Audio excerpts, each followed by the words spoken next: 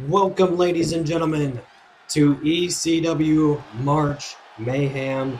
We are on the road to Final Testament. One more stop, and is here in the Mayhem. I'm here, Xavier the Savior, with my counterpart, Devin Smith. That is right, back. What a way to kick off the madness in March with some mayhem. And Mr. Mayhem himself, Cody Rhodes, is here to take the American Nightmare coming down to the ring to kick us off. And a huge clash of titans in our opening contest. And Mayhem is better than Madness, ladies and gentlemen. I'll give you two reasons why. First of all, Mayhem starts and ends in March, and second, millions of fans cry and are sad during Madness, but we only have about 12 that are sad. And that's because of Adrian not getting too much television time, which we'll see later on tonight for the Unstoppable World Championship. Xavier the Savior taking on Adrian the Destroyer. But first, the show opener, kicking it off. These two have been at each other's throats all year over at Evolution. Gunther just trailing behind Cody Rhodes, as Cody Rhodes has been successful all year, having gold around his waist for multiple weeks, and Gunther falls short every single time. You can see why he's so frustrated. It seems like Gunther has a weird obsession with Cody Rhodes ever since that he got traded over to Evolution. Yeah, absolutely. He definitely has a target on his back.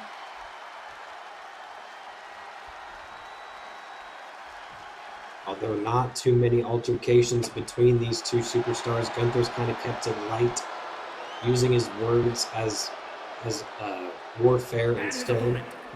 While playing the part of the ring general, he uses his counterparts to, do his job for him. He doesn't need to. He can sit back and be the master, the puppet master, if you will. That's right. We've seen Gunther use his partners, not Imperium, but others of the Evolution roster. We've also seen Cody get some friends to try and take out Gunther as well. That's right. Cardona joined Rhodes along for the ride in this rivalry, as well as Ilya Dragunov on the side of Gunther. And, well, if I'm going to be honest, this has been a very one-sided matchup on the former champion side. So here we go.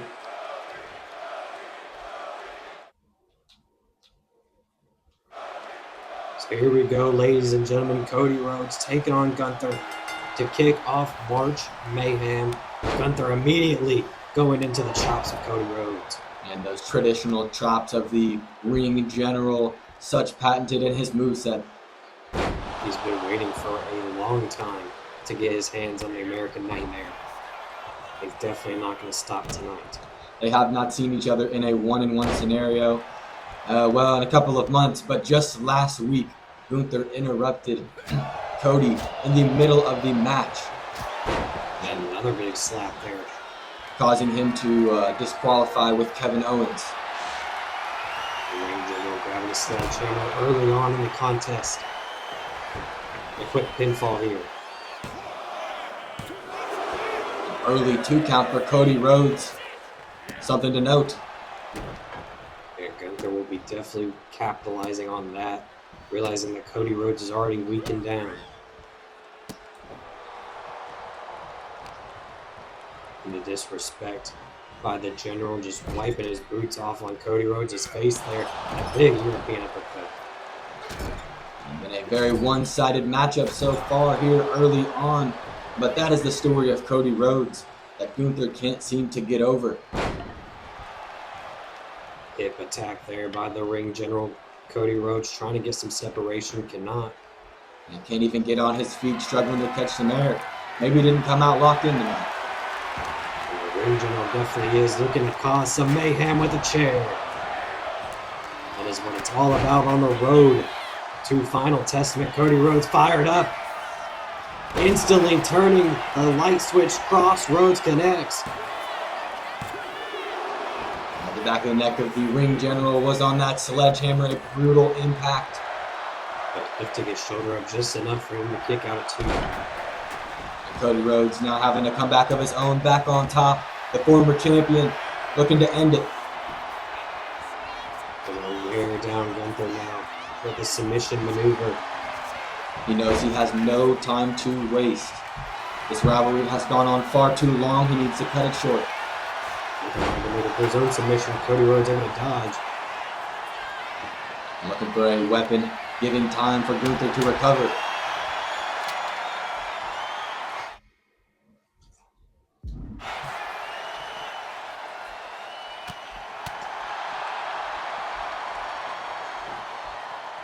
Cody Rhodes dropping down Gunther outside the ring. Chaos ensuing outside the ring for these two juggernauts, former world champions of each respectful brand. You just have to wonder how long Ilya Dragunov will be lurking in the back if he is even here tonight. I'm sure Cody Rhodes wants a fair fight here tonight. I'm sure Gunther probably does the same. This being the sacred mat that Gunther cherishes. Big clothesline. You know, I had another pin attempt by the ring general. And Cody Rhodes again barely kicking out of two. I had a very different opinion on the general when he was traded to Evolution for Dragon Lee. Immediately I took him as a champion, but he has fallen short in every opportunity. This is his last chance. Cody Rhodes looking at evenly odds, grabs a table outside the ring. Gunther able to get his wits back, but Cody Rhodes meeting him inside the ring. Cody Rhodes setting it up. Pedigree on the table. Once again, a brutal impact. Gunther kicking out at two. What a way to start off March Mayhem here. Cody looking to end it. Gunther can't capitalize, can't reverse. That's got to be it for the American Nightmare. And Gunther again kicking out of not one, but two crossroads. He's not going to let this rivalry go anywhere. You're going to have to beat him, bloody him, and bruise him. Don't confuse me there. I thought he was going to go for the uppercut. Instead, goes for the boot. Definitely did not expect that. Neither Gunther. As Cody Rhodes waiting. Well, I was going to say was waiting with a steel chair for Gunther. Decides to put it down. Absolutely fired up. The former champion looking to make his move. Waiting for his opportunity. And now a reversal by Gunther. Able to get some offense back on his side. Taking too much time as the American Nightmare. And Gunther able to capitalize. Just like Dragunov, you should be sure that Cardona is lurking in the back rooms as well.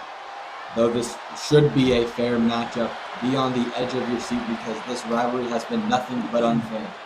Gunther with another hip attack, making sure that Cody runs out of air. Getting him right in the midsection, making sure that Cody Rhodes does not have any oxygen. Cody Rhodes, though, not seeming to be phased. The bionic elbow connects. Starting to heat up, get some momentum on his side. As if he didn't have enough already. Big drop kick by Gunther. Huge reversal, perfect timing if you're Gunther. You're absolutely fired up. And a big knee to the face. Gunther. Get this guy out of here. He's ripping out our equipment. Feeling angry is the ring general. I said he was fired up, but I didn't know he was pissed off. Boston Crab submission. Cannot tap out outside the ring. But Cody not looking to tap out at all. You can't have a pinfall either. Not a false count anyway. I don't know what Cody was thinking. Just any way to get out of that submission, I'm sure. Just hope a suicida misses mildly. Clearly some tunnel vision here from Cody. Maybe a mistake. Cody's too fired up, and now it's Gunther again disrespecting Cody, who got busted open. The comeback kid, though, with a few chops to the chest of the ring general. And it's a giant is on the ground. Nice combo finishing that with a knee. And Gunther is laying waste outside the ring, giving Cody plenty of time here to scheme. Now, once again, I think The tunnel vision that Cody Rhodes has is making him fall short here tonight. While he is on top right now, he's getting all these weapons out, hasn't used anything, giving Gunther time to recover. So even though this match has been pretty much back and forth, I feel like it's been Gunther with his back against the wall, having a kick out of every big move that Cody has. Gunther has not yet hit any finishers. Definitely waiting for his opportunity to strike, but it better become soon. Uh-oh. Just the opening match. We can't get around to our announcer's table this early. Cody Rhodes. Oh my God! Through the table. Brainbuster through our announcer's table. Somebody call Stu out here. They gotta set us up another table. This is the first match. What a way to kick off March Mayhem. Not my unstoppable cover. Oh, Gunther hopping back up. Cody Rhodes meeting him. And a closed fist right to the face of Gunther. You have to do anything but not be pinned if you're Gunther, because the next pinfall most likely will be a victory for the former champion. Oh, he's using a water bottle. Excuse me. I thought it was just the fist. No, he grabbed your water bottle. Yeah, like I said, Cody Rhodes is using any and everything that he can use to inflict damage on the giant. I hope you were done with that water bottle, because I don't think you're going to. I am now. I don't want to drink after this. Well, back into the ring. Cody Rhodes going up top.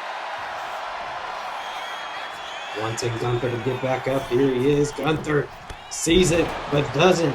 Get out of the way, crossbody. This could be the beginning of the end, setting up the table. And throwing it right back down on the body of Gunther. Cody Rhodes singing the woe. Off the ropes, Cody. What's he thinking? Big Cody cutter, my goodness. And that's got to be it. Went the long way for that one. Write the checks. Let the fat lady sing. That's all of it. Cody Rhodes picks up the victory and ends the rivalry.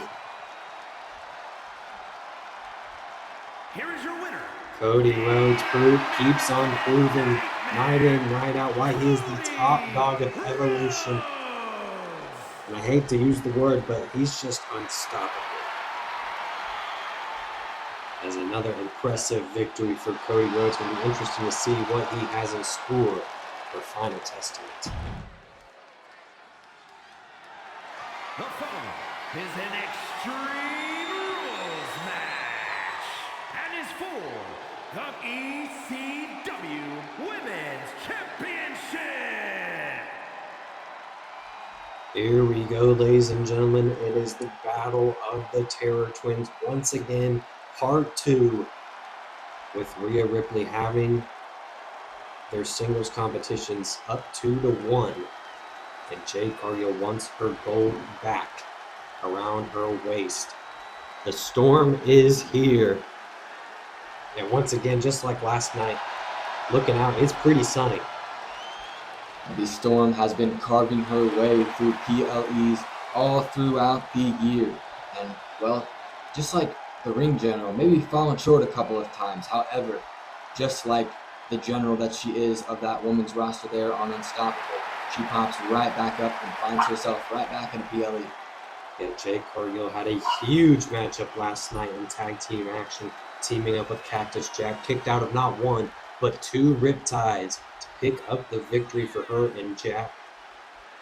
And if that's anything to come, she's going to be a women's champion for a 3rd time. Yeah, Cargill rocking the gold, not around her waist, but that is the aura that she gives out as a champion. Of course, Queen of Extreme winner this year, and defeated Rhea Ripley in the semifinals to earn that right. Of course, Rhea Ripley defeating Jade Cargill a couple of months ago to regain the ECW Women's Championship for a record 7th time.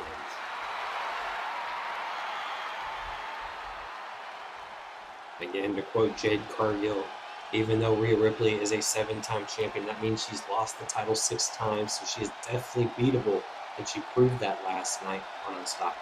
Not going to go down easy though. Mrs. Brutality herself enters the building, and look at the champion. Arguably the greatest women's champion, not just in ECW, but perhaps in women's history.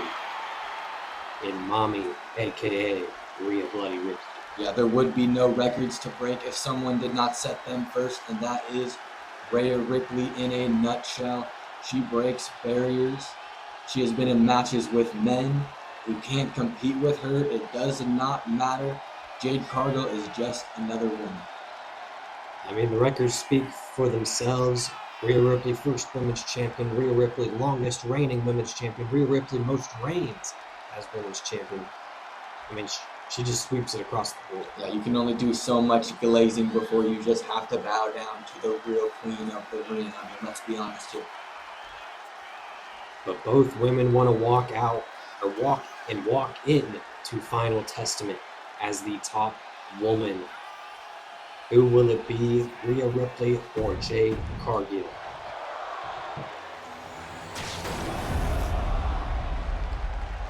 It is time to find out, will Jade Cargill be able to beat Ripley for the Women's Championship? Will Ripley remain supreme in her first title defense in her second reign? From Orlando.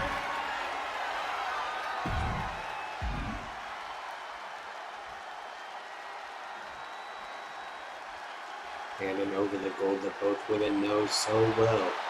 It is Terror Twins number 4.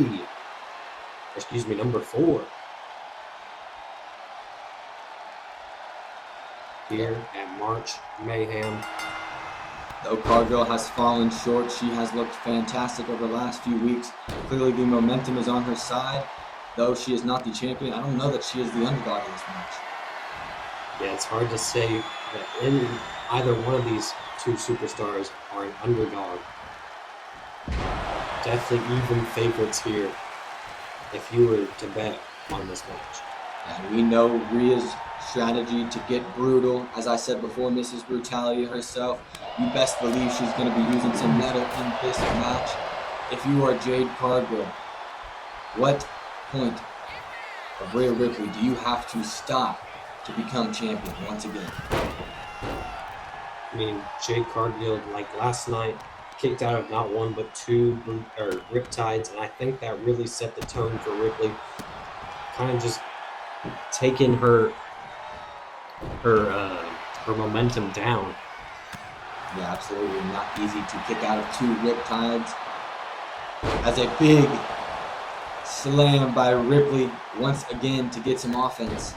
So really just burning down Rhea Ripley's confidence is what Jade Cargill is going to have to do once again here tonight. But also show off that strength that Jade Cargill has. I know she has. Just really got to outman Mommy here tonight. As intense as Rhea is, sometimes she can be a little soft, but it looks like she is going to not be soft at all, as those are some brutal headbutts. I was going to say, Rhea Ripley needs to quit playing games after I saw her walking on top of Jade Cargill, but then she hit those headbutts. And I realized why she's women's champ. Surprised that did not bust open Cargill. Ira. As Jade Cargill getting back into the advantage here. Climbing the apron, now climbing the top rope. Rhea Ripley in some trouble down below with a big elbow drop. That's got to inflict some damage from both women. But Cargill pops right back up. And a reversal from Ripley. Yeah, Jade was trying to use that table as a weapon. What a sequence from both females right there, fighting back. You can see how intense this matchup is going to be here tonight. Another reversal from the champ. Taking it all over the floor here. Rhea Ripley coming back with some lefts to Jade Cargill's forehead, maybe trying to get her to bleed with a slap. And that's that second time we've seen the mount here tonight as Rhea Ripley goes up on top. Anything you can do, I can do better. Crowns her like the queen she is. But definitely did not feel good. What a way to make a statement if you are Rhea. As you said, anything you can do, I can do better. Oh, sledgehammer ricocheting off the barricade, it looks like, and hitting Jade Cargill. A perfect strategy for Rhea would be to mirror her opponent. If she can just do everything at a much higher level than Cargill. Cargill throwing Ripley around, causing some chaos here on the outside, creating some separation. Now, what is this? Showing off the strength like I said she needed to do. Plants her there with an elbow right to the midsection as well. And how is this going to affect Rhea's legacy if she loses this match with all the records on her back, a one-on-one scenario with the strap around her waist? I mean, if you lose to Jade, that could open up a whole nother can of worms. Uh-oh, ladies and gentlemen, Jaded! Number uno. Is that enough? And Ripley kicking out. Jade can't believe it. Cargill may have been a little ahead of herself on that count there. She thought that was it, and Rhea is down and out. So in my opinion, she should have known better, but Jade Cargill with that kendo stick. She loved using it against Seth Rollins last night, has no problems using it against Ripley. Oh, what is this? Riptide. Oh my God, no. Burning hammer. And a frog splash. Jade Cargill bringing out all the stops. Cargill's going to be champion. And she wants that title busted over the kendo stick, over the knee of Ripley. Hard to use your strength if you can't bend those knees. And it looks like Ripley is at a blockade. This could be it if Cargill is able to get. Oh, Jade might have been looking for another Jaded Rhea Ripley catching. Reversal after reversal, enziguri to the arm of Rhea Ripley. Or excuse me, Jade Cargill, now Ripley. Looking for that face buster on the ropes. On the turnbuckles. Hitting every one of those turnbuckles on the way down into a pin. And Jade kicking out at 2. Ripley starting to get pissed. Let's go. We have got ourselves a championship match. So when they had their match at St. Valentine's Day Massacre, I knew it was going to be a banger. This one getting to be on par. As Ripley trying to end it with a riptide. Using that other leg as leverage, but Jade able to kick out. Both women have 2 late kickouts here on in this match. The next pin, once again, could end it all. Ripley changing her cover-up strategy. Last night she tried to pin her by pretty much laying on top of her. This time using that leg, but still Jade able to kick out. And once again, we see the mirroring from Rhea Ripley as she grabs a kendo stick of her own, saying, anything you can do, I can do better. It's her up running powerbomb. It connects, and Jade Cargill is in deep trouble right now. It was all Jade in the first half. Now Rhea Ripley coming back. Staying on the offense on the outside. Stomping on the fingers in the hand of Jade. Can't hook those Jadeds without that hand. So definitely some limb targeting here between the two women. What brute strength there from the champion, just tossing Jade Cargill around the arena like a rag doll. Ripley now looking for another weapon, this time a ladder. We talked about metal earlier on in the matchup. Here's your metal.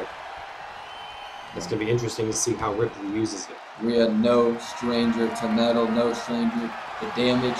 Mrs. Brutality herself just took a shot to the face. Catching Ripley by surprise. Both women go for pump kicks. Jade connects. Anything you can do, I can do better, says Jade Cargill. And now punishing Ripley with a steel chair to the midsection.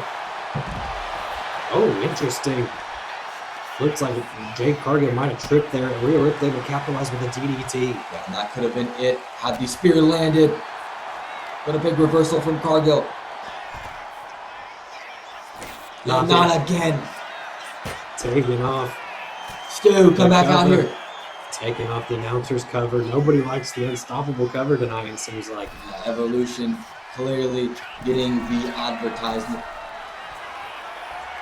Cargill up top. Crowns Rhea Ripley this time. Once again, a pin attempt. A new champion. Oh, barely kicking out, using only the shoulder. And a 2.5. Rhea looking a little lackluster. I think that big boot by Cargill may have knocked her off her rocker just a little bit. Big super kick there, Ripley. Coming back, though. Might have just heard you. And right on cue. As now it's Jade looking for some separation. Kick to the midsection. Jade Cargill hits that spear on the ladder. A huge mistake from Rhea, bringing in a weapon and setting her up for failure. But Jade's not capitalizing. She wants to create more punishment.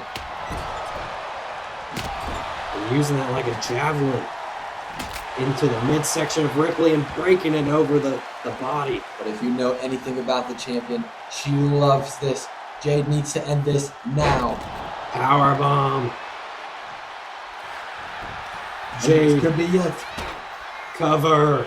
Is that enough?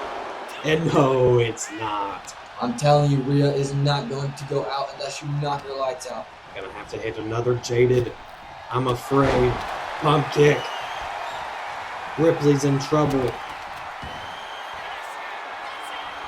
Oh, here she goes. Setting it up. Double arms hooked. Jaded. Busting her open. And Jade Cargill regains her women's championship. The record setter herself, the true queen of extreme, showing you why she is the best in the women's division. Again, we are tied 2 apiece between the Terror Twins. Jade Cargill winning her 3rd women's championship, and surely enough, it's going to come down to Final Testament. Hint, hint, wink, wink. We might see another matchup between these two. As congratulations to Jade Cargill, it is time for War Games. The following contest is the War Games match. The rules of the match are as follows. 2 teams will be contained in separate cages, with 1 member of each team starting the match. At regular intervals, alternating members from each team will be released to enter the match. The team with the advantage will be the first to have a member released into the match. Once all competitors have entered, War Games officially begins. The match can be won by pinfall or submission. Exiting the cage will result in a forfeit. Now, let the War Games begin! Welcome to the War Games Arena. We might have had to rent this out, but it's still going to be brutal.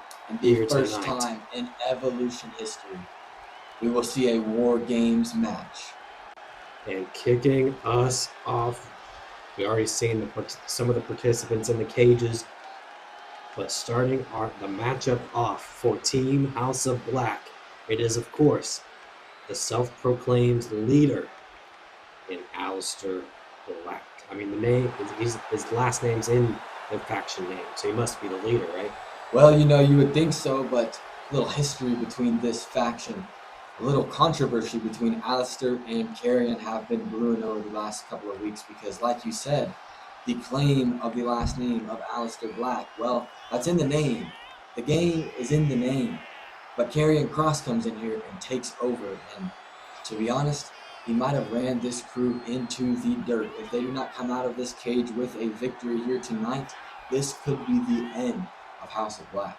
Yeah, it is must win for these two teams, as this is the rivalry finale between the 2 darkest factions of Evolution. The longest reoccurring rivalry on Evolution by far this year. This has been going since, well, about week 4 or 5, and we have been going strong. They have been going at each other's necks, backstage, front and center stage, any and everywhere that they can get an opportunity to beat on each other. That is what's going to happen, and it is bound to boil over right now. And just look at Aleister Black, just looking around the solid steel structure, wondering what he can do to punish his opponents here tonight, the sinisterness of Black. And his opponent kicking off for TDA. It's going to be the workhorse, none other than Dark Phantom. At And sinisterness is what you are going to need if you are going to face someone like the Phantom, clearly coming out in all black. A mysterious man himself, but has many wins underneath his belt this year on Evolution. Well over 10 wins. One of the most accomplished superstars. And, well, I mean, technically it is everyone's rookie year on Evolution. Rookie year on Evolution. This is the true rookie of the year, in my opinion. It's interesting that Dark Phantom is starting off the matchup for TDA.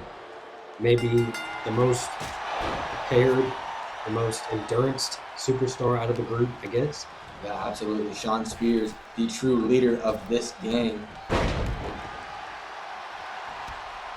And he will show you why in his decision making as the young buck, the superstar. Dark Phantom starts off slow.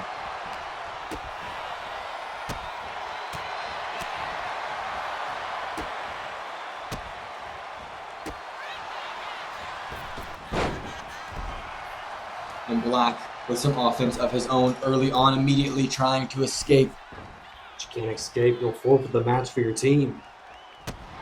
We saw him looking at the top of the cage earlier on. Maybe not looking to escape, maybe looking to inflict some damage high up in the air. Getting a nice Snapdragon suplex there by Black. Now set him into the corner, big forearm. And who is going to get the advantage first here tonight? Will it be the Dangerous Alliance or House of Black? And of course, if you didn't hear, each team will get a new participant every certain amount of time. Once all participants are in the ring, War Games has officially begun, and the first team to win by pinfall or submission will be the winner. And believe it or not, this will be the first time we have seen all 8 competitors in one ring at one time. House call there by Alistair, but cannot pin Dark Phantom. And it looks like Karrion Kross is starting off to join Alistair Black. And grabbing a weapon to deal some damage with on the way in. Why not? I mean, you got a 2-on-1 advantage. You might as well use the weapons as well. But Dark Phantom grabbing the weapon first and a big knee. Going to be a very interesting decision here for Karrion Kross and Alistair Black. As I said before, there is much controversy between these two. Meteor, Karrion Kross continuing the punishment with a chair now and a table. And again, Alistair climbing up the cage. And this isn't going to be good if you are Dark Phantom. The House of Black has the advantage. I think on F10 there, I think Alistair's just studying the cage. I'm not too sure what is going through his head. Maybe scaling it, maybe just looking.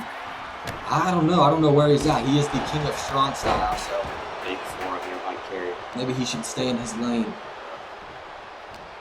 Of course, the 2-on-1 advantage for House of Black, but not for too much longer, I don't think.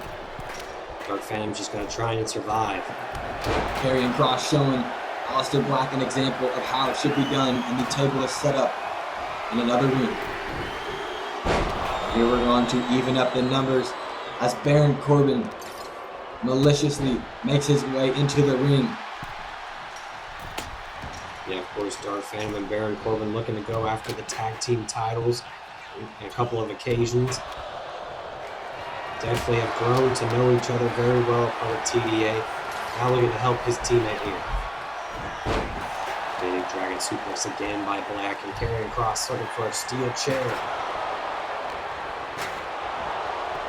Kross been the Black Horse in this rivalry. We have not seen too much from him, but he is the one to inflict the most damage normally on the screen. He gets screen time. So just be aware, whenever Kross is in the ring, there is bound to be some damage inflicted.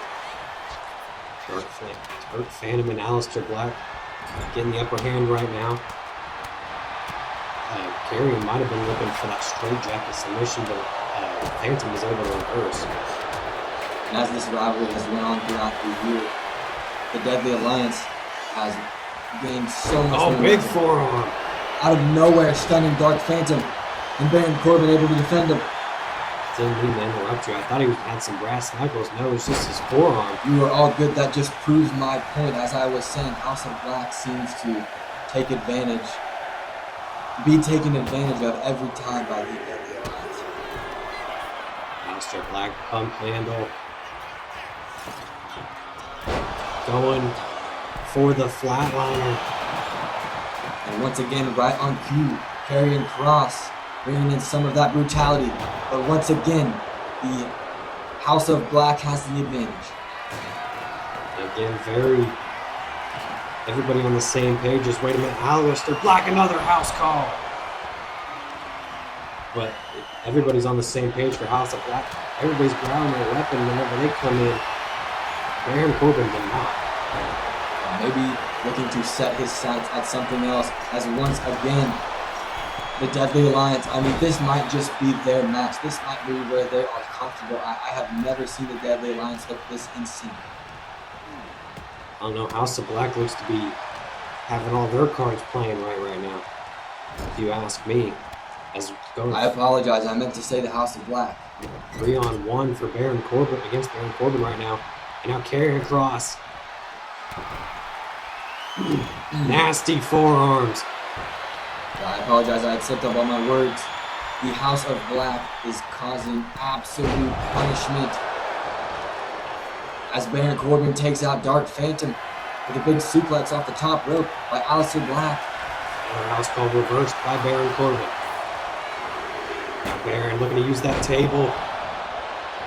Nobody looking to help the leader of House of Black here. World's Strongest Slam through the table.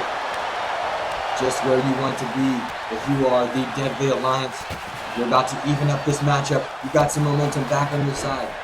And an end of days by Baron Corbin just in time for Lyra Valkyria to come into the ring to help make this a 3v3. For the first time, we see a member of the dangerous Deadly Alliance grab a weapon of their own. But she needs to get in the ring right now. She needs to cause some punishment. House of Black already turning the tides back to their favor. Here comes Lyra. I'm telling you, this is where they're comfortable. They love it. They love the blood. They love the steel. Big spear. Big spear by Phantom. We might be trying to put Burden King away. 3-on-3 here. A lot to go on in this match. Dark Phantom looking to take measures into his own hands. Once again, this is not a legal match until all 4 members of each team are in the ring. Yeah, so even though they're alone in the other side of the ring, they would love, Dark Phantom would love to get the pinfall here, but cannot until both Alexa and Sean get back and get into the ring. Already we have got oh my God! Classic on our hands, on the trash can. Carrion just launched her like a hot dog into the 3rd row. And once again, Aleister Black scaling the cage. Will he finally make his mark? He's just going up there to make sure Alexa makes it to the ring. I'm telling you, once he comes up, he's gonna fall down. 20 feet in the air, seems like, onto Baron Corbin. He's been looking at it since he entered this matchup, just waiting for his opportunity to end it. And only one man remains before War Games officially begins. It is the leader of TDA. A true it factor in Sean Spears. Been a great example for the Young Bucks and the Deadly Alliance this year. Alexa Bliss going at it, and Carrion just taking out Lyra right now. And much like the first matchup we saw, this is not every member of House of Black. Scarlet lurks in the shadows. And banging the heads together is Lyra Valkyria looking great, taking on a 2-on-1 advantage. Yeah, showing she belongs here. Very impressive by Lyra before she gets tackled by Carrion. And that could be it. From Baron Corbin, he's stunned out and down on the ground. So is Dark Phantom not looking good for the dangerous Deadly Alliance. Sean Spears has got to be absolutely pissed. You can see him prancing back and forth. He's eager to get into this matchup. And in my opinion, he should waste no time grabbing a weapon. Put yourself immediately in the action. Out arrow by Aleister. Baron Corbin tossing Brody King like he weighs nothing. Very impressive stroke there, Alexa Bliss. Reversal by Lyra. Or no, excuse me. Alexa did plant her. You're taking my advice, but immediately taken down by Karrion Kross with a sledgehammer. Ladies and gentlemen, War Games has begun. Pinfall or submission here will end the matchup, and it looks like Karrion might be ending it. Wasting no time, and a sleeper is Shawn Spears by Karrion Kross and back on his feet. Spears able to get out there. The House of Black, I'm telling you this has been the best they have looked all year. Even suplex on Lyra. And now Shawn Spears, a snap suplex. Alright, I think I got this. I think you watch the right ring, I'll watch the left. But there's just too much chaos going on in this War Games match. End of days on the Brody King. Xavier's already watching my side for me. Brody King down and out, and so is Karrion Kross. Super kick by Shawn Spears to Alexa Bliss. And just as you thought, the House of Black had all the momentum, Shawn Spears comes up and evens the tide. House call by Alistair. I guess I'm doing both.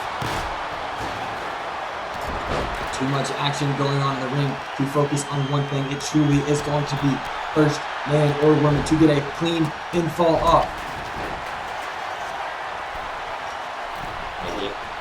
Excuse me again, Alexa, Alistair Black trying to climb up to the cage.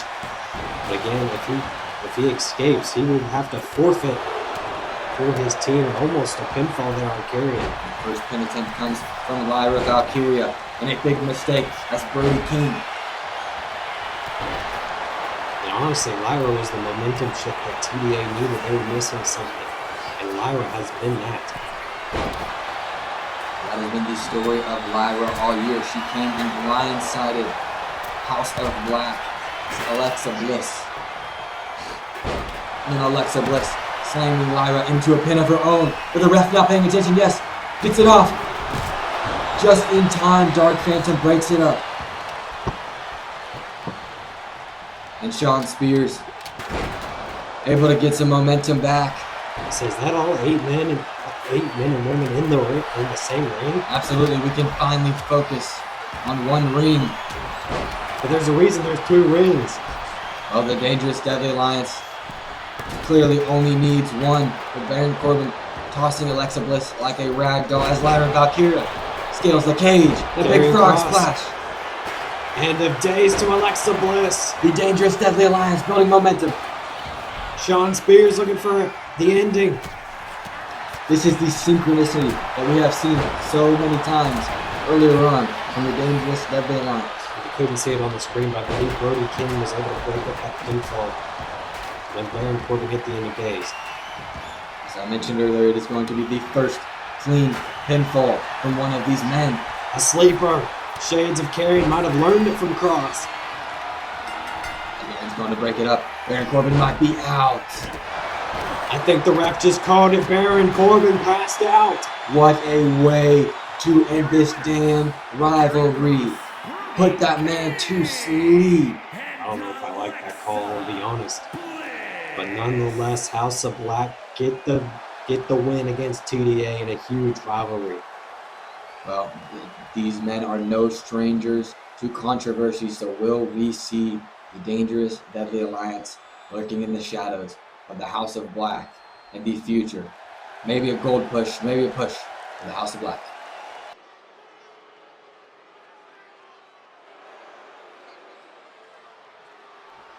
Here we go, tag team championships on the line, back inside the March Mayhem arena.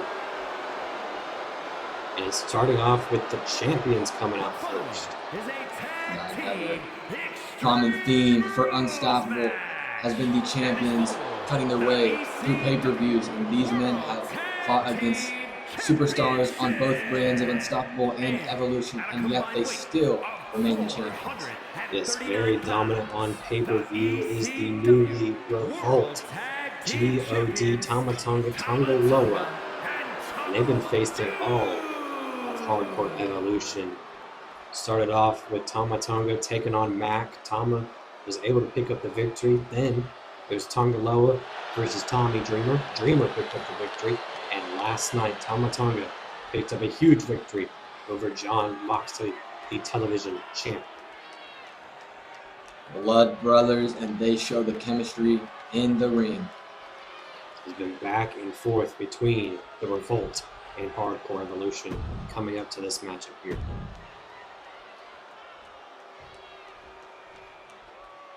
And looking to add more gold into the faction. It is Mac. It is Dreamer. It is Hardcore Evolution.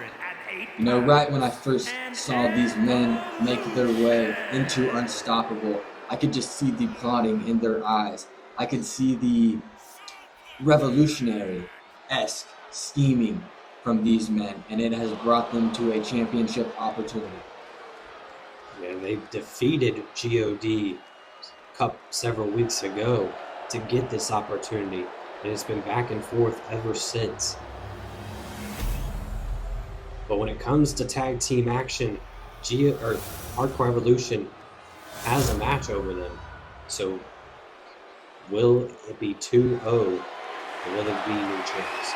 It doesn't matter. Whoever retains the gold here tonight will be victorious in this rivalry. Here we go. Extreme Rules. All 4 men in the ring for this tag team title defense. Is GOD Hardcore Evolution, and right off the bat, Hardcore Evolution taking it to the champions. You're going to see that a lot here tonight. That athleticism from Mac, not afraid, just like we've seen in the previous match, to scale the air. Hardcore legend Tommy Dreamer, the innovator of violence, loves to scrap. And we got the high-flying Mac, a dynamic duo. We got the brothers of GOD who love the chaos. You know, and if you're going to a championship, you'd think you'd be okay with showing your face. I mean, Hardcore Evolution, they kind of hide behind a mask. They're just a bunch of thugs at the end of the day. Running rampant all over, unstoppable.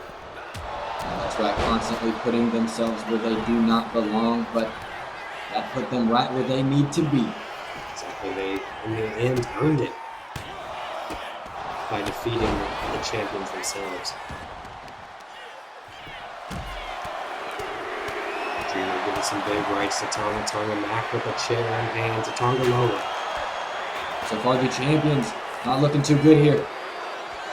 As you say, with the reversal by Tonga Loa, sending Mac into the steel steps, not talking some trash to Mac, who reverses.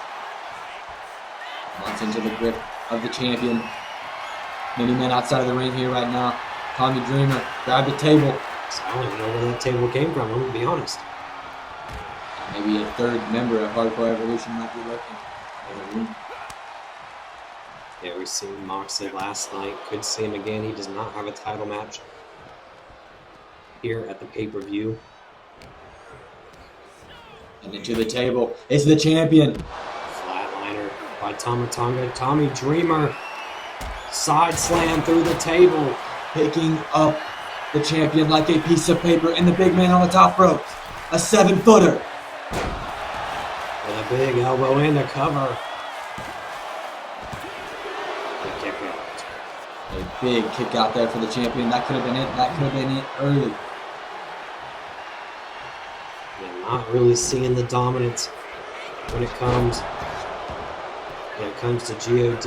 Usually they're like LeBron James in the playoffs when it comes to pay-per-view matches, but right now, Hardcore Evolution has their number. Very, very rarely do we see these men fall short of a golden opportunity. They're not going to let it slip out of their hands right here. I can't believe I was using the LeBron James comparison. Oh, it's not that, it's not that stray of a comparison. Tama Tonga trying to fight away from the 2-on-1 for Hardcore Evolution. Now both men going to the outside. GOD has him right where they want him with a big splash. And what a move there. Getting in the head of Tommy Dreamer with the big backbreaker. Not a lot of movement here with the ring and the announcers' tables. Very close quarters with these 4 superstars outside the ring right now. The challengers look absolutely fantastic here tonight. Mac just watching Dreamer right now. About to get manhandled, a dead man slam. And waiting his turn for the spear. He knew what he was doing all along. I'll give him some credit there. But only a 1 count now. That fired Dreamer up, getting slammed like that. He loves the pain. Manhandle slam by Dreamer. Now going for a cover. And kicking the ref. Changed his target to the referee. Not sure what he was thinking there. It did break up the pinfall nonetheless. Yeah, maybe a smart decision there. Can't win if there's no ref to pin. Black Hole slam by Dreamer. Both men targeting Tongaloa. Sledgehammer. And Kendo sticks in hand. Down a pump kick, accidentally hitting Dreamer. What a huge mistake there, just moving out of the way as the champion just in time. He's busted open as well. Hip toss. Cover. But Dreamer's right there. Yeah, not a turn there from Mac, just a simple mistake from the young superstar. Death Valley driver. Sending Tama Tonga to the canvas. Cover. And Tongaloa able to break it up. I think that is the 4th back-to-back pin that Tommy Dreamer has put these two in. He is trying to end it fast. And Mac's got to watch those legs once again, almost landing into his partner, but a big move from the challenger. Exactly, Dreamer going to add another title to his accolades. Of course, already a Grand Slam champion in ECW, but looking to add another tag team title reign to his repertoire.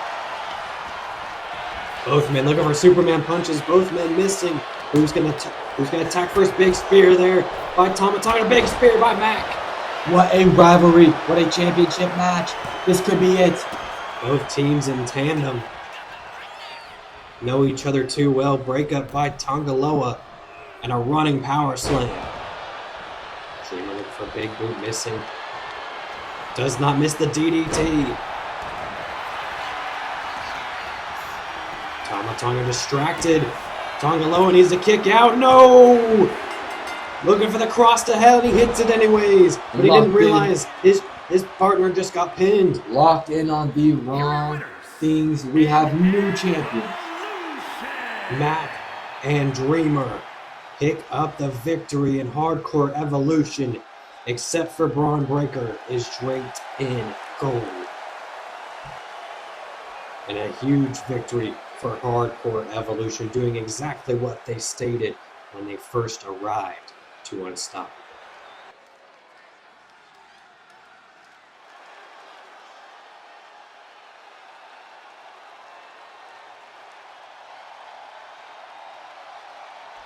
Here we go, ladies and gentlemen, an Evolution matchup 1-on-1. And this man has had a different ego. It seems like he's grown up a little bit for Evolution. Right, I mean, you have to grow up a little bit if you were going to take on Dash Wade himself. But maybe in the wrong ways. I mean, the young blood might be biting off more than he can chew by going after the general manager. Absolutely, like you said, but that ego is what got him here tonight at his first singles. This will be his debut at a PLE in a solos match, and it is against no other than the manager of the show. I mean, you may have an ego, but it'll get you in the right places. I mean, do you still not know the reasoning as to why Javon has been targeting Dash? No, please explain it to me. I mean, that's why I'm asking you. Because, I mean... Well, if I'm going to be honest, it's nothing but ego. That's why I'm saying, please explain it to me. Because this man has no room showing up in Dash Wade's throne room and calling him out. I mean, who are you as a rookie to, challenge this man right here, the greatest Evolution superstar of all time? I mean, I think that's a little bit of a stretch, but, I mean, I get where you're going. Dash Wade, of course, doing his best. I mean, he's got so much to work with. I mean, he's got a stacked roster, and Javon's just kind of fallen into the shuffle, and he doesn't seem to like that. This man has ate his way through demons. He's made his way through a Hell in a Cell, and he will make his way through Javon Evans if it is the last thing that he does. So here we go, ladies and gentlemen, the bouncy young blood taking on the Evolution himself, Dash Suede. And as biased as I am against Suede, maybe a little bit here tonight, I do have to respect Evans for being a baller on the mic and being willing to call out the leader of this show. It's the young gun versus the vet, and a nice Pele kick there by Javon. And so far, this rivalry, nothing that you wouldn't expect. A very, very shady outcome from Evolution's Dash Suede as he gets Ricky Saints and Isaac Swagger involved in every single chance that he gets. Javon starting off strong, but a reversal by Dash here into a phenomenal knee. Dash, no stranger to the ring on Evolution, having many matches as the manager, showing you what it is to be a leader in an early pin attempt. Of course, Javon Evans trying to prove himself here. His first one-on-one pay-per-view match, a huge one at that, with the boss in the opposite corner. This might be too much for Javon, I'm gonna be honest. Yeah, I wouldn't be shocked if we saw one of those counterparts from Evolution show up here tonight. Dash Wade bringing in the table. Javon able to capitalize. Jumps up, drop down into a super kick. No, caught by Dash. Oh, and a nice RVD-like drop kick. Evans looking fantastic here. Maybe showing a little bit of ring experience over Suede. Javon now sizing up Suede. And Dash Suede took the young buck as nothing but disrespectful. What is this by Javon? Off the ropes, Hurricane Rana. Right onto the table, brought into the match by Suede himself. Again off the ropes. Into a German suplex pinfall. Nice bridge. And a kick out of one. Evans looks fantastic. You need to switch up the strategies if you're Suede, and there you go. Yeah, surprising me with that big forearm there out of nowhere. What a move from the main man as he grabs a little bit of damage to inflict himself. Weapon for weapon. Who swings first? It's Javon. Able to capitalize with that kendo stick. Yeah, the youngster showing his speed there for sure over the veteran. That will be one advantage that Javon has over Suede here tonight. Will be the speed, but you need to watch the power from Dash. Kip up and a cutter! On the outside, Javon Evans, speaking of out of nowhere. I'm telling you, that speed of Evans might be unmatched here on Evolution. But Suede, no stranger to any opponent here on his roster. And another pin attempt from Evans. And Javon might be proving me wrong. He looks ready for prime time. But a kick out again at one. The greatest superstar of all time, and Dash Suede needs to step up right now. Package suplex, Javon. Again, sizing up Suede, grabbing the table instead. What's he going to do with the table? Sets it up. But is he going to be able to use it? Javon Evans, suplex, almost hits the table. Inches away from disaster. Possibly once again a few chops to the chest. Evans calling his shot here tonight and taking it. What a show here so far from the young buck. Snaps the neck of Dash Suede. General manager in trouble. He's able to kip up. Get a reversal of his own. Evans caught off guard here. Back and forth. And Javon was pissed for that right hand shot. Now we're going to see a back and forth between these two. Blow for blow scenario. And let me ask, do you know what would happen if Javon Evans loses this match against the general manager? You know, I hate to say it, but the ego is not going anywhere. And as we say that the manager and Dash Suede are able to get a little momentum on his side, but the ego of Javon Evans is not going to go anywhere. If he loses this match, you can guarantee you're going to see nothing but jealousy. But first, Dash Suede, I mean, he needs to look like the veteran here. Back and forth. Submission maneuver, Extreme Rules. It doesn't matter about the ropes. And Javon not wanting to tap out, but hurting that ankle definitely that Javon needs to be bouncing.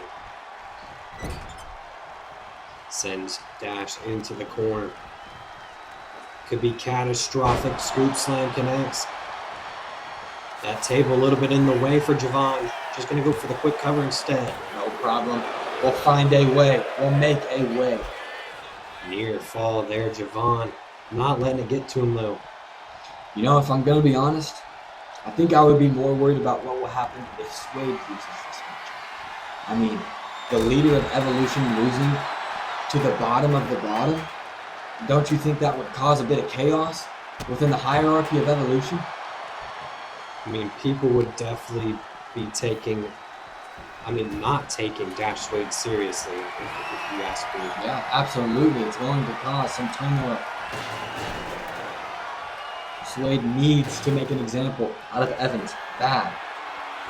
It might be looking to do that here. Oh, reversal by Javon. He's been playing all the right cards. 1, 2, and a reversal. Suede now 1, 2, and 3. Picks up a huge victory. What a match from the veteran himself, showing you why he has that in-ring experience.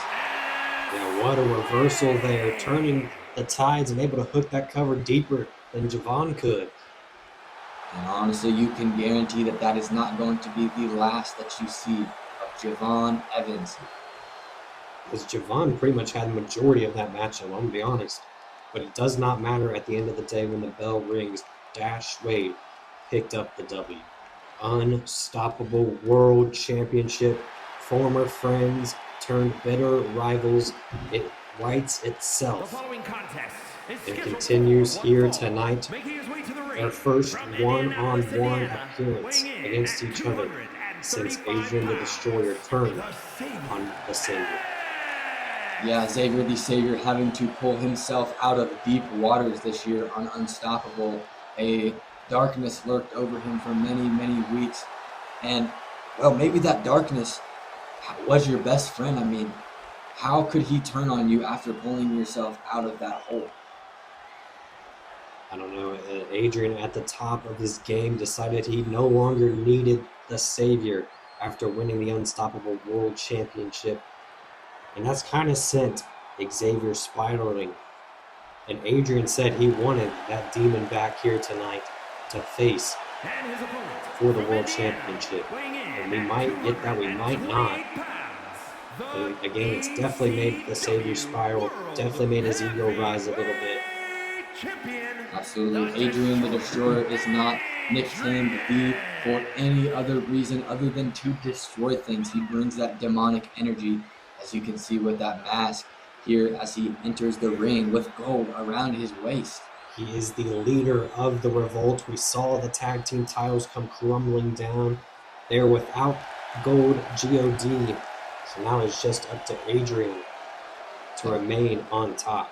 The Brotherhood for sure holding on a string.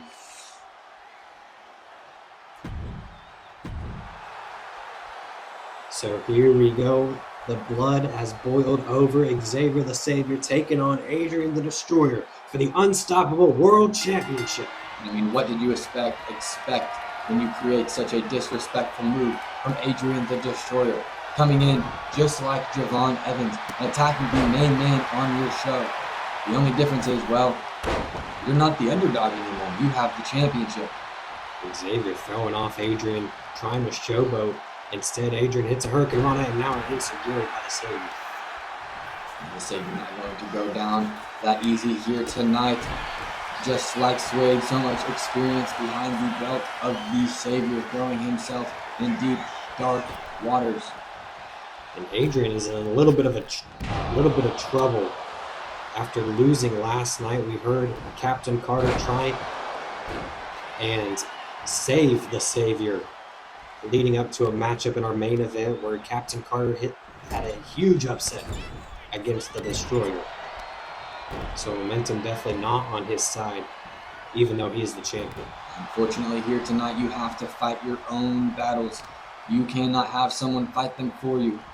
What a move from Captain Carter to fight for the glory of the Savior. The Savior needs to show out right now. He needs to lock in, put showboat in the crowd. Destroyer's going to take over. Back to a collar and elbow tie up. Adrian able to get the strength, send him into the corner. A clean work up there, interesting. And neither man wanted to attack there. And once again, the Destroyer looking for the strategy of grabbing limb by limb from Xavier the Savior. And what is this? What the hell? Oh, Tama my Tonga. God. God. He's pissed that he lost the tag team titles. Well, if you're Adrian, I mean, isn't this good? Yeah, he's here to help. He's one half. He's 1/3 of the Revolt. And across to hell. The cross to hell, no disqualifications, and Xavier able to kick out at 1. Adrian right where he needs to be. But again, the distraction might just help out Adrian the Destroyer here retain his gold. Submission here. And Xavier able to use the strength to get out. In my opinion, not a place where you want to be for the Destroyer, trying to break down the Savior limb by limb as he is much stronger in a pin attempt. Kick out at 2. Nice buster there. And a big elbow by the Savior. As I was saying, there is much more strength behind the Savior than the Destroyer, though he is the champion. Momentum may be on the Savior's side. Big clothesline. Sends the champion crashing. Now Xavier looking to go up top. High risk maneuver here. Destroyer down and out. Big splash, able to connect. Adrian in trouble. 1, 2, and no. And what a cheap move from Adrian the Destroyer. Like I was mentioning, having someone else come in and fight your battles, as that fires Xavier the Savior up, looking for a submission attempt here. Hell's Gate locked in. Adrian has it scouted. Able to take out the leg and reverse the grip.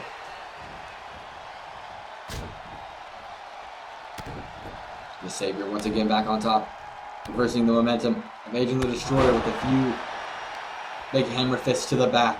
Surprisingly, ever since the cross to hell, Xavier's had the momentum. You think it'd be the other way around? Yeah, absolutely, that might have turned a page that you might not want to turn if you are the Destroyer. And what a reversal from the Destroyer, using a tactic out of Ripley's book, saying anything you can do, watch me do it 10 times better. Yeah, moonsault after moonsault, double stomp to the Savior, and Adrian's not done, going back up. Oh my, not again. Going for the twist. It connects. The Savior's gotta be out. 2, and Adrian able to retain, but not without the help of God, in my opinion. The Savior did look fantastic coming out after that sneak attack. He looked great, had the advantage on his side, and then out of nowhere, the Destroyer turns the table. And honestly, I'm going to put a little asterisk to that win after a cross to hell by Tama Tonga, pissed off after losing his tag team titles, helping Adrian and the Revolt remain with at least 1 gold around their waist. The following is a Hell in a Cell match and is for the ECW Heritage World Championship. Legends are made right here in ECW. This is where the best wrestle. And we might not see one of these two walk out alive inside Hell in a Cell. And this man right here, no stranger to Hell in the Cell. Absolutely, basically, the Hell in the Cell is his. He is the leader of Hell in the Cell. I mean, this dude fell off a cell so bad that he has 3 personas. Whether you know him as Cactus Jack, Dude Love, Mankind, Mick Foley, I guess that's 4. He is dominant, and he is a legend in the ring.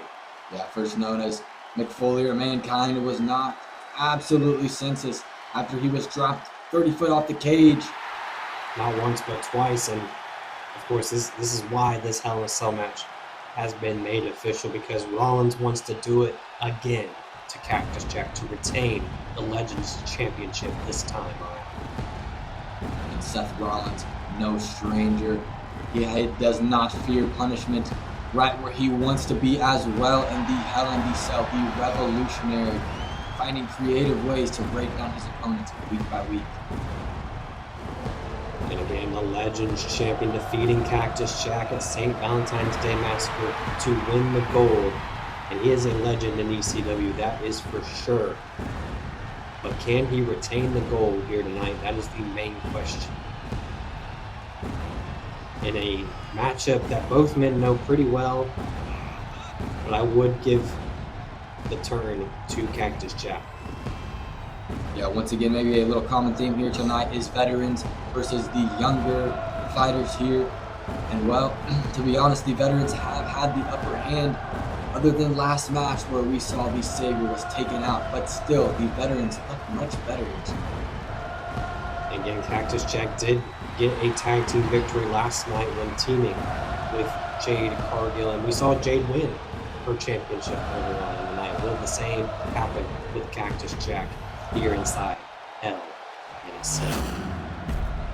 Only two superstars have held the Legends Championship, and they're inside the ring right now here at March Mayhem.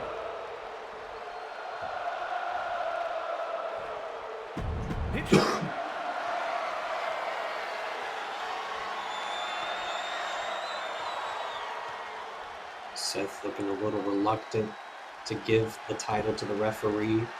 Maybe an interesting note. But nonetheless, our co-main event, Hell in a Cell Legends Championship in the cage, is coming down. The walls of hell are closing in on these two superstars.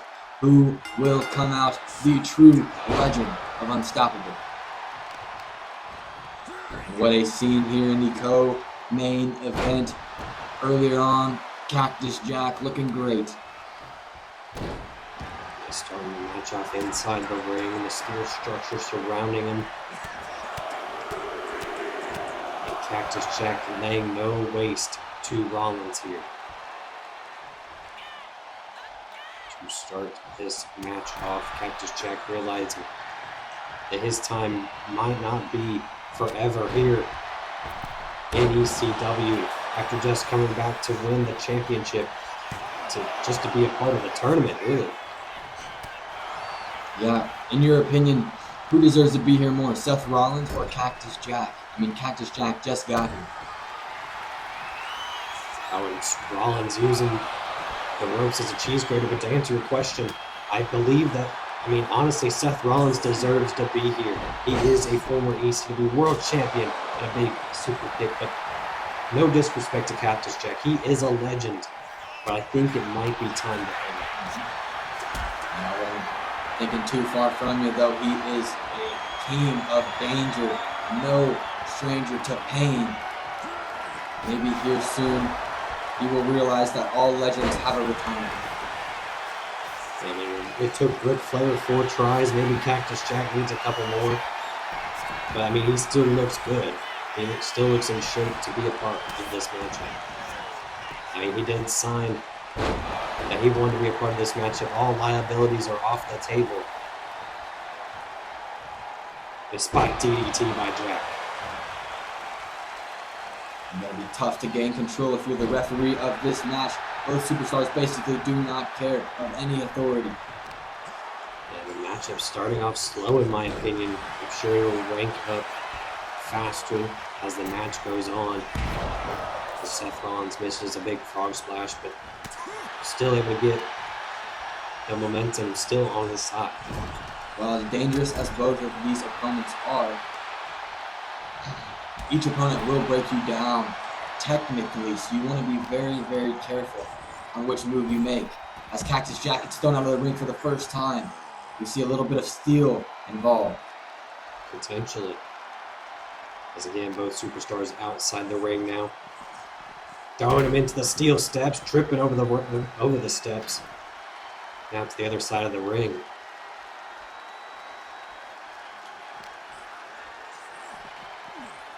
And again, using those steel steps as momentum, as a barrier for Cactus Jack. Yeah, I have a feeling that is going to be a tactic that Seth Rollins is going to take advantage of here tonight. Big uppercut. Not a lot of room to work with outside the ring. Pretty much going to have to use the steel structure, and he does. Just like that. Blood is drawn for the first time here in hell. Fighting all around the ringside area. And again, bouncing off the steel structure goes Cactus Jack. Seth Rollins just toying with Jack now, having his way, but Jack somehow able to fight back. Camera crew lucky to follow these two around the steel structure. And Jack might want to bring this right back in the ring.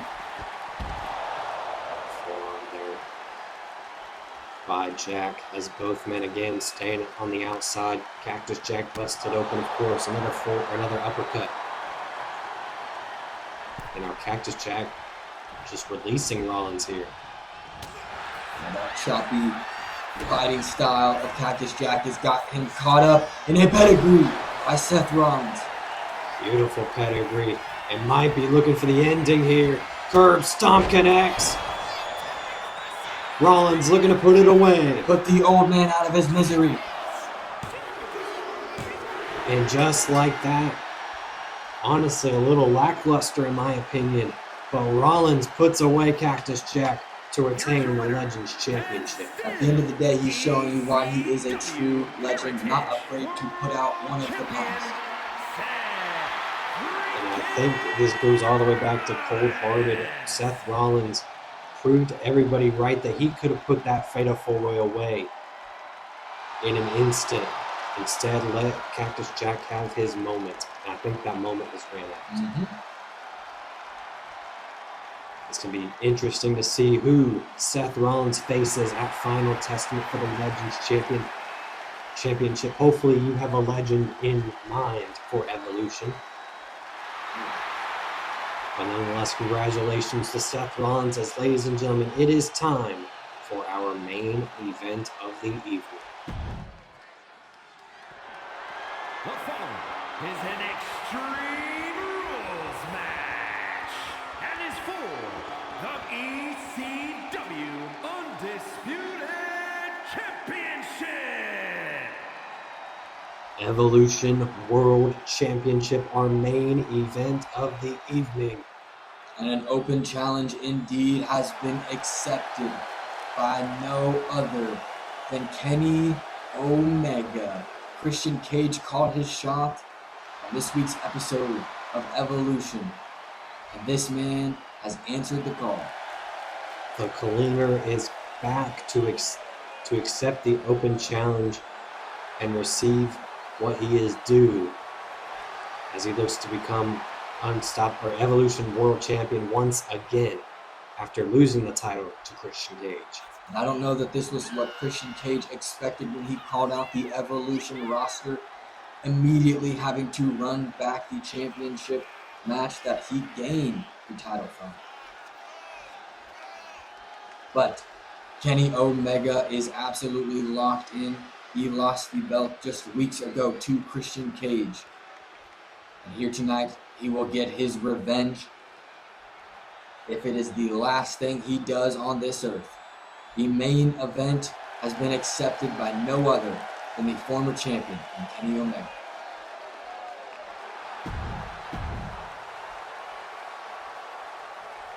I was thinking, just like Rhea Ripley and Jade Cargill, these two have had back and forth encounters. If you look at it from the TNA perspective, AEW perspective, and now ECW. But Christian Cage here in ECW has had Kenny Omega's number, and that might continue here tonight. Mr. Money has had every superstar on this roster's number, whoever he has wanted, because, well, if you want me to be honest, he has ridden the coattail of the longtime legend and Adam Copeland. Edge has made an impact, a huge impact on Evolution this year, and it has, well, when he lost it, to be honest, he has security because the OGs gained the belt right back. Christian Cage being ringside with Edge for over a year now, has been able to study what it's like to be a champion, a world champion. And he capitalized against Kenny Omega. He did what he said he was going to do. He was going to bring the title back to Edge and Christian, and he did that. But now things are different. He's the champion. We haven't seen much of Edge. He's kind of went on his own, in my opinion. Christian, a man of few words, but a man of many actions. Will he retain the championship in the final match of March Mayhem?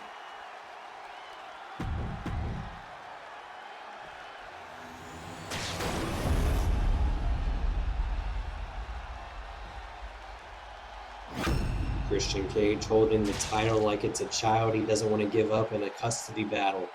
And Kenny Omega looks to be the caretaker here in our main event. 129 pounds, Kenny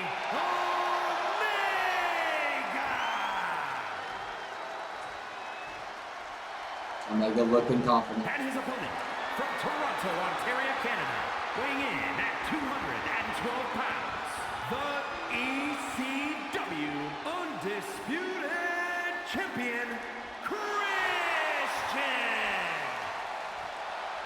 Cage looking good as well, not going to go down without a fight. So here we go. It is time. Our main event of March Mayhem Evolution World Championship on the line. It is a rematch from St. Valentine's Day Massacre. Is Christian Cage taking on Kenny Omega, with huge stakes on the line. Will Omega be able to win the title back, or will Christian Cage put Omega down for good? As you mentioned, huge implications for the OGs here. As of without gold, they have seemed to struggle. Christian Cage absolutely locked in to start off the match. Just like we've seen so many other times here on this chaotic pay-per-view, he is going to look to end it early. You know, we've seen a different side of Christian Cage ever since he laid eyes on the title. Been a lot more unstoppable as of late. Fun fact about Christian Cage, he by far has the highest win-loss percentage in Evolution this year. Winning well over 10 matches and has less than 5 losses. Very interesting statistic. When it comes to, you know, the madness, the mayhem, records matter, but upsets can happen. And if Kenny Omega wins, honestly, it's not that much of an upset. This is kind of like the Final Four. I was just about to say, I don't know how much of an upset this former champion is. Doing a little ring dance with Mr. Money himself. Christian Cage might be setting up for that kill switch, has it in mind. Interesting take for Kenny Omega there. And a dropkick missing. Well, we've seen what happens when you put yourself in a championship opportunity. You tend to get tunnel vision. You can slip. You can make a mistake. But it's so important that you call your strikes when the strikes are needed. And an early pin attempt. Say both men a little scatterbrained here, just as much as I am. But that's what you get when you have an open challenge. Neither man knows who they're going to be facing. I mean, I guess Kenny did, technically. I don't think anyone expected this, though. What a great way to end this chaotic pay-per-view. Yeah, we haven't seen Kenny Omega since he lost his World Championship. Been a keyboard warrior, you could say, tending to get himself on the mic and not backing it up. Ladder shot to Kenny Omega, and dropping the ladder onto the challenger. And that's that other side of Christian Cage that you had mentioned earlier on before. As Christian Cage wanted to bring the match back into the ring, not wanting to use the weapons too much, but enough to get the upper hand. Yeah, very strategic. Christian Cage sizing him up, looking for a spear DDT by Kenny. Kenny's seen that spear one too many times. Looking to pull a playbook. Pull a play out of the playbook of the OGs and Christian Cage. giving time for Kenny to grab a table, but that doesn't do anything but let Cage recover. Maybe a mistake. Omega.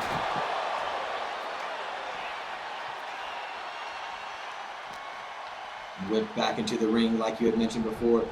Cage wanted to keep this match clean, possibly as a ladder. A little bit of metal is brought into the equation. It's like Christian Cage does not seem to like the outside V trigger caught him. And once again, grabbing that weapon gives time for your opponent to recover. Take your shots when they're necessary, and only when they're necessary. And the Blue Eyes White Dragon, Kenny Omega, almost got a victory there in another World Championship match. Shot blocked by Omega.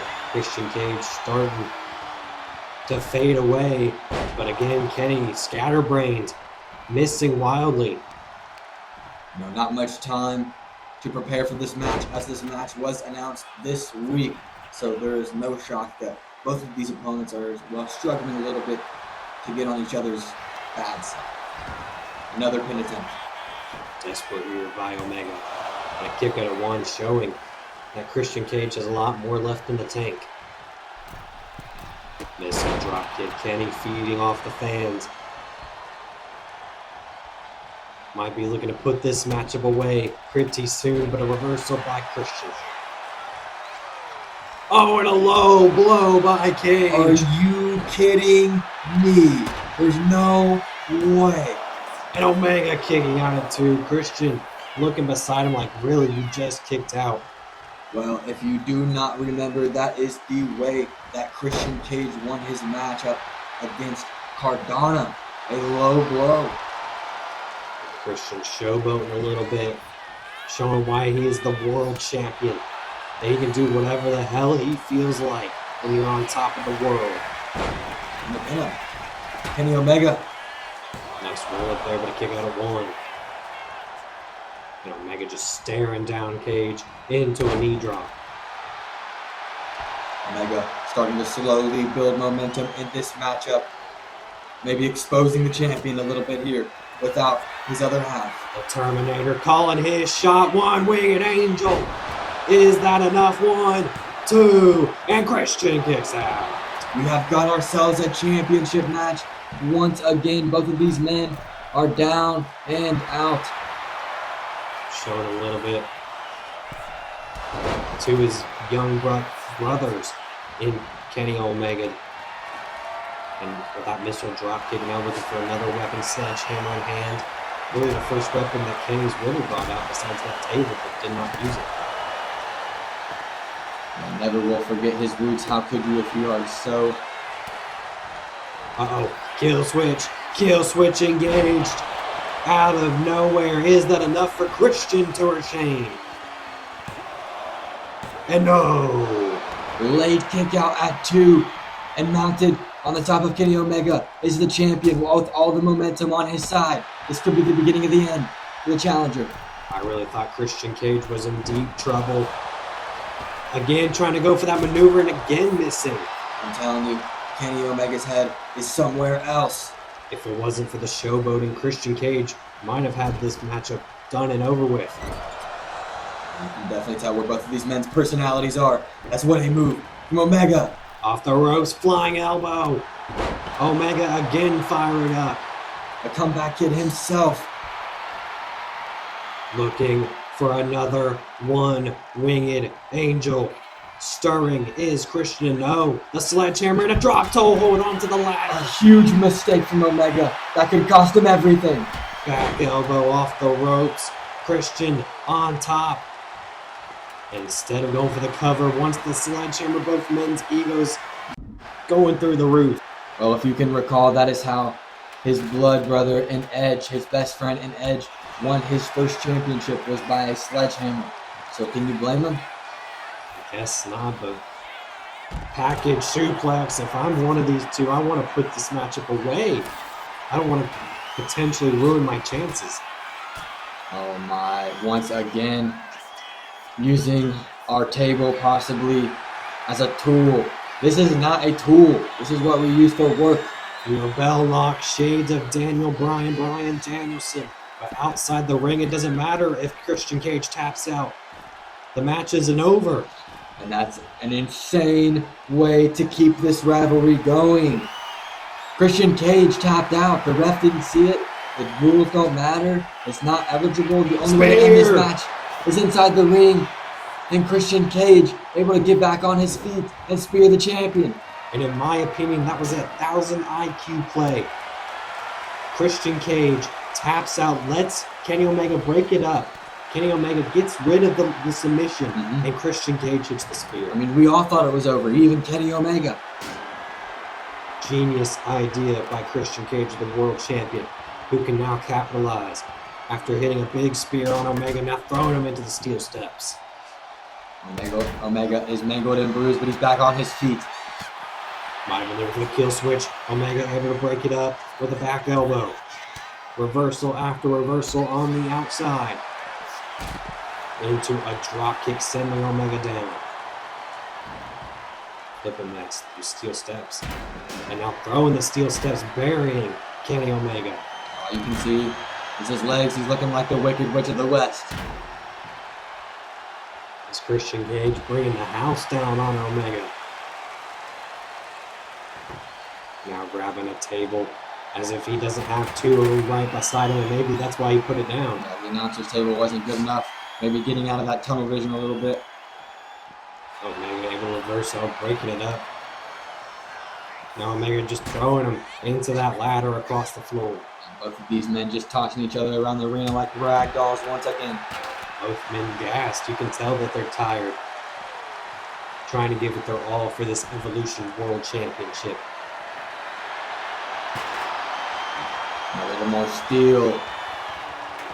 Omega getting desperate, steel chair in hand, able to reverse his Christian Cage.